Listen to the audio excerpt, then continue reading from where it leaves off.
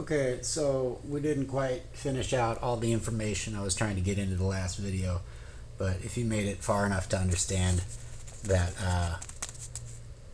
watts are like water in increments of gallons coming through a charger cable, this is a wire coming to a battery.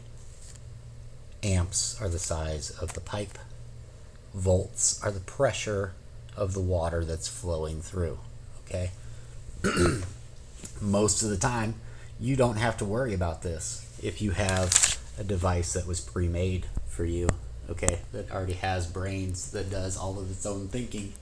But when you start to get into this, where you can just willy-nilly put this on whatever size battery you can find, you know, if you can find a semi battery that's 24 volt, 48 volt, it's not going to know the difference. In this little wire, there's nothing to inhibit that difference of 12 volts coming through, which is what this is, or 48 volts. And from my other video just a minute ago, I was trying to explain that if your pipe is too small for the volts coming through or the pressure, it will create heat and have a blowout in the pipe, or a house fire.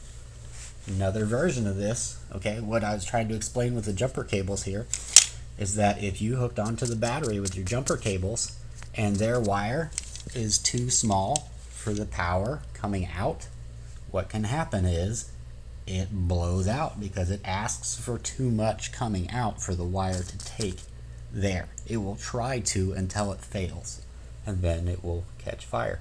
If you've ever had wires heat up, you were pushing the bounds of what that wire can handle, or its duties or capabilities.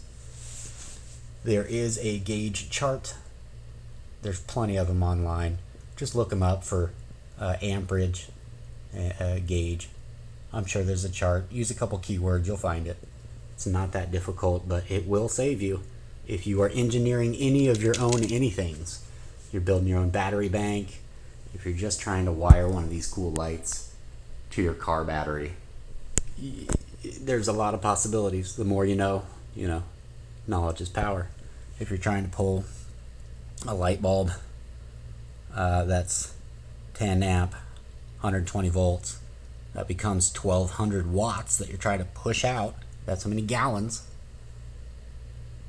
And over an hour, it's 1.2 kilowatt hours. But if your pipe can only handle 1,000 watts or 500 watts, it's going to heat up and then catch fire. So know